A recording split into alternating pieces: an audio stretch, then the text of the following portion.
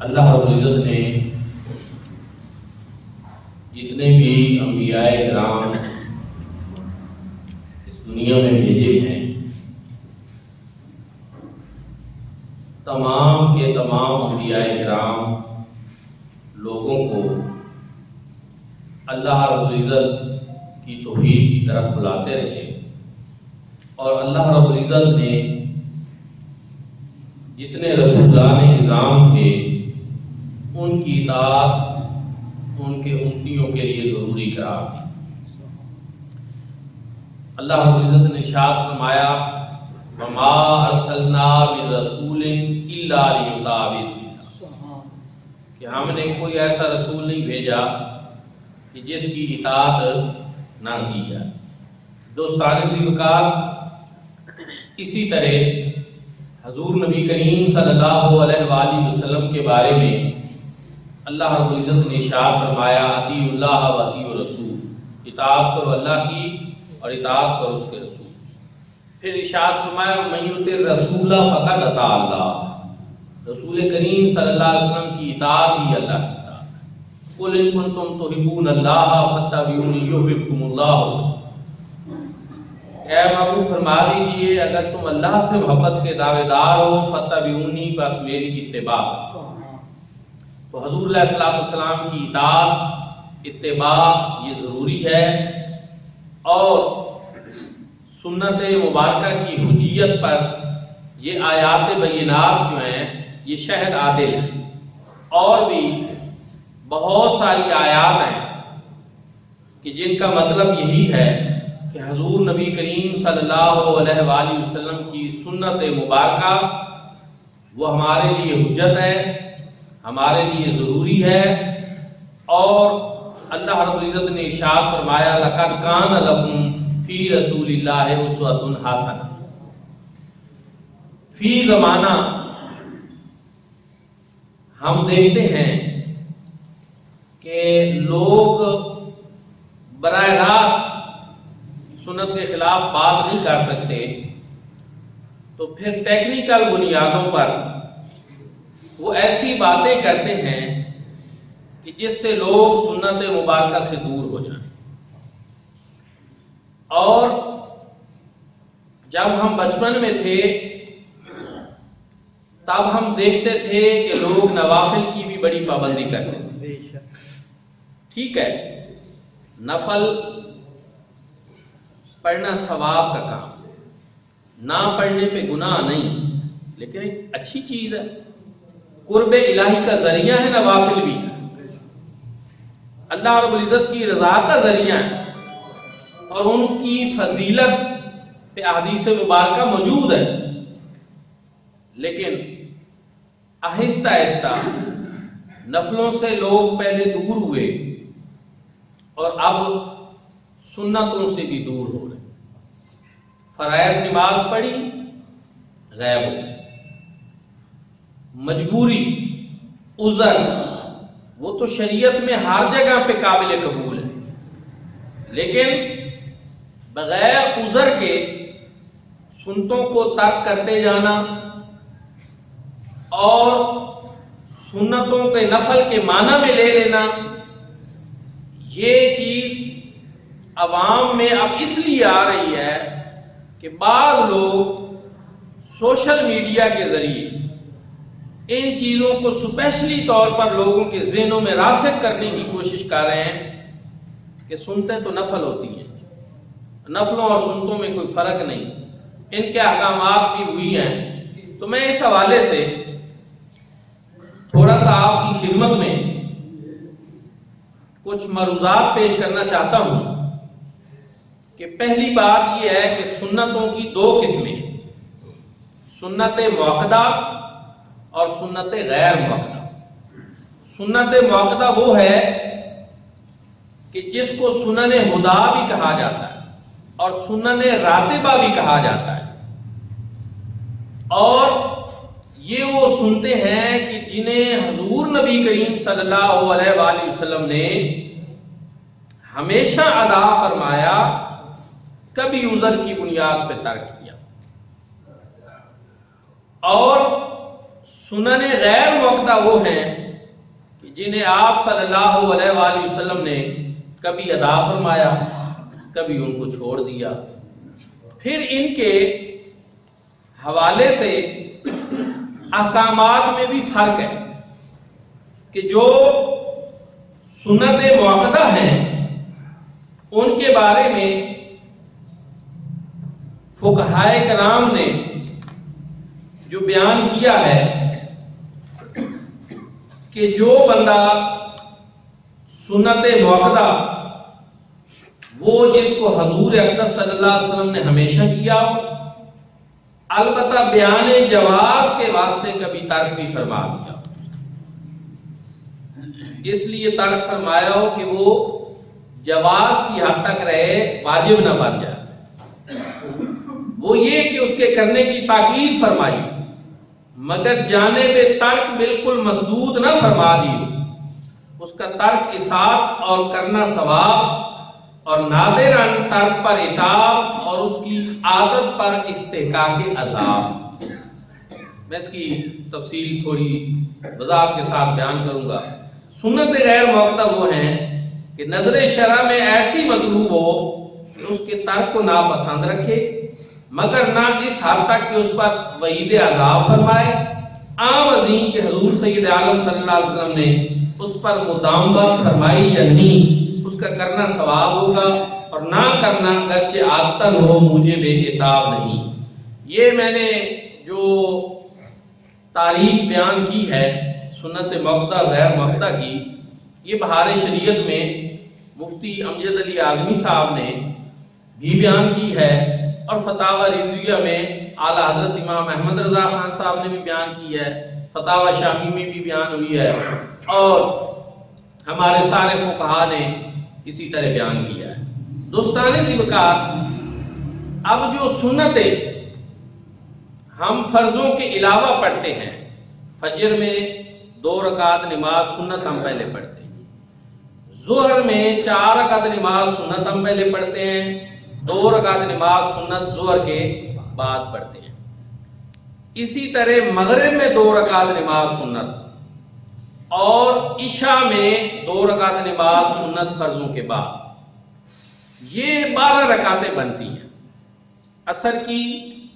اور عشاء کی میں نے اس لیے چھوڑ دیں کہ ان کو ہم سنت غیر موقدہ کہتے ہیں۔ یہ اب میں جو آج کا جمعہ جو ہے، آج کا یہ جو بیان ہے یہ سنت موقدہ کے حوالے سے کہ حضور نبی کریم صلی اللہ علیہ وآلہ وسلم نے ان 12 رکعت سنتوں کو ہمیشہ ادا فرمایا، کبھی عذر کی بنیاد پر صرف ترک کیا۔ ام المومنین ام حبیبہ رضی اللہ تعالی عنہا سے روایت ہے کہ جس شخص نے دن میں 12 رکعتیں پڑھی اس کے لیے جنت میں ایک گھر بنایا جائے۔ یہ ان 12 رکعتوں پر ایک حدیث پاک ہے ان کی فضیلت ہے۔ اچھا، یہ جو ام حبیبہ رضی اللہ تعالی عنہا نے 12 رکعتوں کی بات کی، اس کے حوالے سے ایک تو یہ مسلم شریف میں حدیث پاک ہے اور پھر کئی سندوں سے ہے، ایک سند سے نہیں کئی سندوں سے، اور اس میں کوئی ویسے اختلاف ہوتے ہیں نا فقہا کے بھی آپس میں، اس میں کوئی ایسا اختلاف نہیں ہے۔ دوسری بات یہ ہے کہ ان سے جس نے سنی، جس راوی نے، تو ام حبیبہ رضی اللہ تعالی عنہا فرماتی ہیں کہ جب سے میں نے یہ حدیث حضور صلی اللہ علیہ وسلم سے سنی ہے، میں نے ان رکعات کو ترک نہیں کی۔ جب سے میں نے حضور سے سنی ہے میں یہ 12 رکعتیں پڑھ رہی۔ اور وہ ان سے پھر آگے تابعی بیان کرتے ہیں کہ جب سے میں نے ام المومنین سے یہ روایت سنی ہے اس کے بعد میں نے بھی 12 رکعتوں کو کبھی ترک نہیں۔ پھر ان سے آگے تبع تابعی بیان کرتے ہیں کہ جب سے میں نے یہ روایت سنی ہے، میرے تک پہنچی ہے، میں نے بھی وہ 12 رکعتیں کبھی ترک نہیں۔ یعنی فضیلت بھی موجود ہے اور اس کے اوپر ام المومنین کا بھی اور تابعی کا بھی اور تبع تابعی کا اپنا عمل بھی موجود ہے کہ انہوں نے صرف یہ نہیں سمجھا کہ بس یہ ایک فضیلت ہے محض، بلکہ انہوں نے سمجھا کہ چونکہ حضور نبی کریم صلی اللہ علیہ وآلہ وسلم نے فضیلت بیان کی ہے، اور پھر ہمارے بعض دوست جو ہیں وہ کہتے ہیں کہ جی دیکھیں حدیث میں ان 12 رکعتوں کی فضیلت تو آئی ہے، اس لیے پڑھ لینی چاہیے، لیکن اگر آپ نہیں پڑھیں گے تو کوئی مسئلہ اس وجہ سے نہیں کہ نہ پڑھنے پہ کوئی تاکید تو نہیں آئی، کوئی عذاب تو نہیں سنایا گیا۔ اب میرے بھائیوں اور دوستو، یہ ایک بات جو ہے اس میں ایک چھپی ہوئی بات جو وہ ظاہری طور پر نہیں کہنا چاہتے کہ چھوڑیں سنتوں کو، لیکن وہ ایسی بات بیان کر کے ثابت کیا کرنا چاہتے ہیں۔ تو دوستو سنو، ایک بات یہ ہے کہ ہمارے نزدیک اگر حضور نبی کریم صلی اللہ علیہ وآلہ وسلم کسی عمل کی فضیلت بیان کر دیں تو اس کی کوئی اہمیت نہیں، اہمیت ہے۔ دوسری چیز کہ حضور نبی کریم صلی اللہ علیہ وسلم نے اس عمل کو خود بھی کیا اور سوائے عذر کے اس کو ترک بھی نہ کیا، یعنی حضور صلی اللہ علیہ وسلم کا ہمیشہ کا عمل ہو۔ اب یہاں میں ایک بات اور بتاتا ہوں، صحابہ کرام رضوان اللہ تعالی علیہ مجمعین، ان کا تو یہ تھا کہ اگر ان کو حضور صلی اللہ علیہ وسلم کے کسی ایک عمل کا پتہ چلتا جو آپ صلی اللہ علیہ وسلم نے زندگی میں ایک مرتبہ کیا ہے تو وہ اس کو ساری زندگی اپنا لیتے، اور اس کی بہت ساری مثالیں موجود ہیں۔ تو پھر وہ عمل جو حضور صلی اللہ علیہ وسلم کا وہ عمل ہو کہ جس میں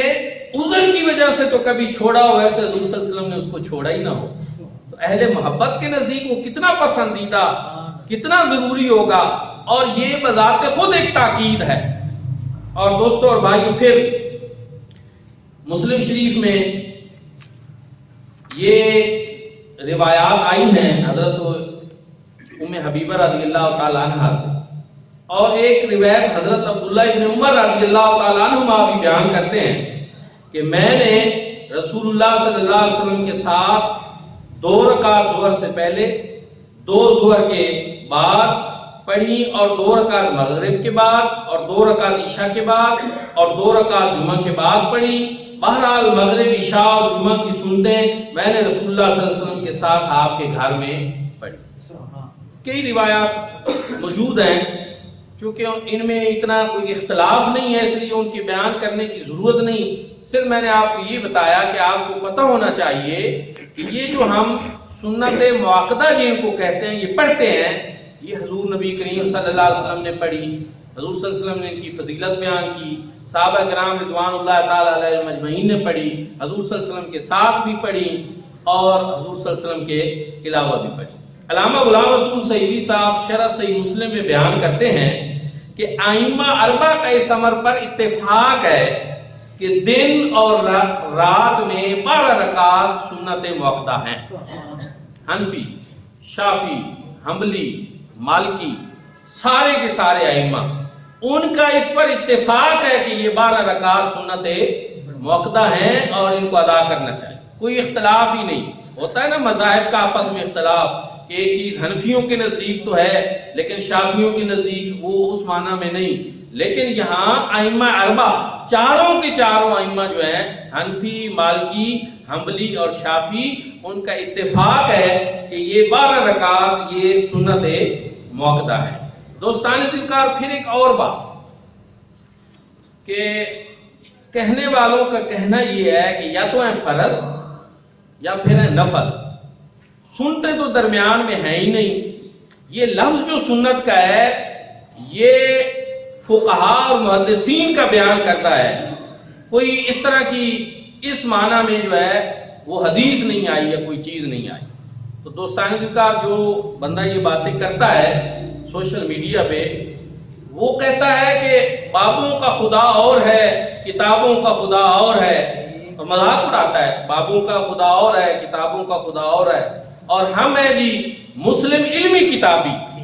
کہ ہم تو اس بات کو مانتے ہیں جو کتابوں میں آئی ہو۔ اس کے ٹیبل پہ بخاری شریف بھی ہوتی ہے، مسلم شریف بھی ہوتی ہے، مشکاہ شریف بھی، اور ساری جو ہیں وہ کتابیں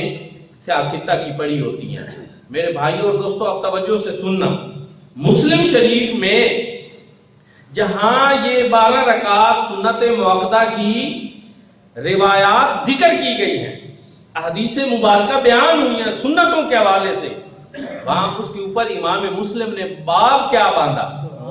فرمایا فضل السنن راتبۃ و بیان عددہن،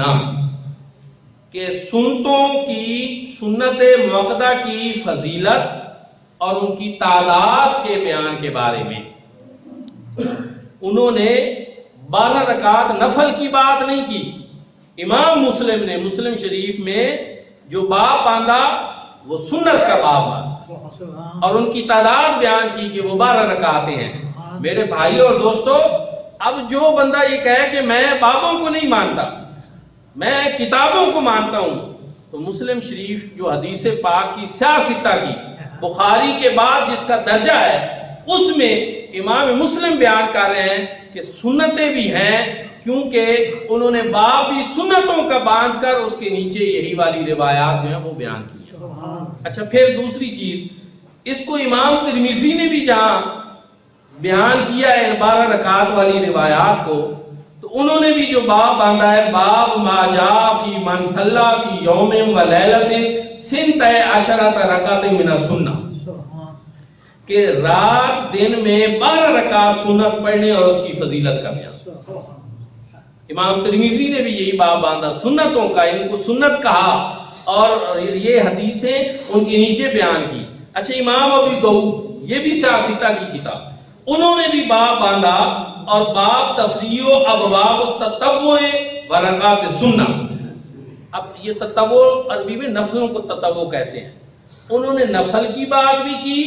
ساتھ سنت کی بات بھی کی، باب باندھا سنتوں کا، اور اس کے نیچے یہ حدیثیں لائے۔ میں آپ کو ایک اور بات بتاتا ہوں، سیاستہ میں یہ جن محدثین نے یہ باب باندھے ہیں، انہوں نے نفلوں کے الگ باب باندھ کر نفلوں کی حدیثیں وہاں ذکر کی ہیں، چاشت کی، اوابین کی، اشراق کی، یا اور جو نوافل جن کی فضیلت ہیں، لیکن جہاں یہ 12 رکعتیں بیان کی ہیں وہاں انہوں نے نفلوں کے باب نہیں باندھے، وہاں انہوں نے سنت کے باب باندھے ہیں، اور یہ بتایا ہے کہ یہ نفل نہیں ہے بلکہ یہ سنت موقدہ ہے